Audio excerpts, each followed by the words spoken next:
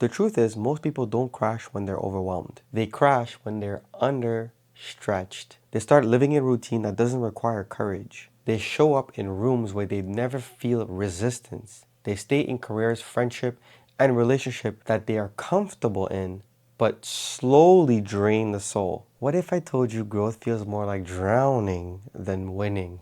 Your lungs are burning, your legs are shaking, you're doing everything right, but your body is begging to quit. That's not failure, that's not burnout, that's what it feels like to grow. Nobody talks about that part. They show the trophies, they post a highlight reel, but they don't show the thousand visible reps at the edge of breaking. The edge is not glamorous, it's not Instagrammable, it's not cute, it's gritty, it's boring, it's quiet. It's the second win that doesn't come, it's the video that flops. It's the reps nobody praises, and it's the moment you keep going anyway. That's where greatness is born. So if everything in your life feels uncomfortable right now, good. You're finally in the right place. Welcome to day 19. This is the edge. There was a point in my life where everything was working. My habits were clean, my calendar was full, I had direction, focus, discipline. But something was off. Not broken, just muted. Like I had lowered the volume of my own life. I was spiraling, I wasn't failing, but I had lost the edge. That fire comes from chasing something uncertain, the electricity of risk, the ache of building something completely real. I had traded my edge for efficiency, for safety, for comfort masked as maturity, and it left me completely numb. Until one night, I stayed up hours past exhaustion working on something that wasn't in my plan but mattered to me anyhow. No audience, no deadline, just purpose. And as I collapsed into the bed at 2:30 in the morning, I felt alive again. That was the edge, and I had forgotten how much I needed it. The truth is, most people don't crash when they're overwhelmed. They crash when they're understretched. They start living a routine that doesn't require courage. They show up in rooms where they never feel resistance. They stay in careers, friendship, and relationship that they are comfortable in, but slowly drain the soul. The enemy of greatness isn't chaos, it's comfort. And the longer you stay away from your edge, the harder it becomes to find your way back. Growth lives where pressure meets, and that's presence. Let's make this completely real. Imagine 3 zones: comfort zone, panic zone, the edge line. Comfort zone, low stress, low growth. Panic zone, overwhelming, chaotic, unproductive. The edge line, high tension, high growth. The edge line is where your skills are just barely not enough.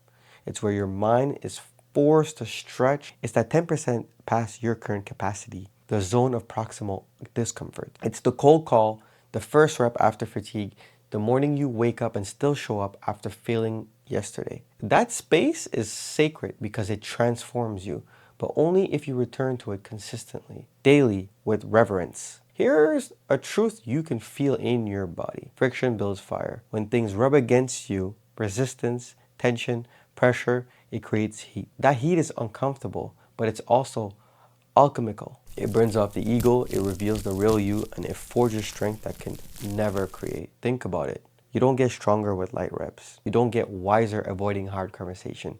You don't get bolder waiting until you're ready. You get sharper by staying in the friction. That's how leaders are made. That's how creators evolve. And that's how identities are rebuilt.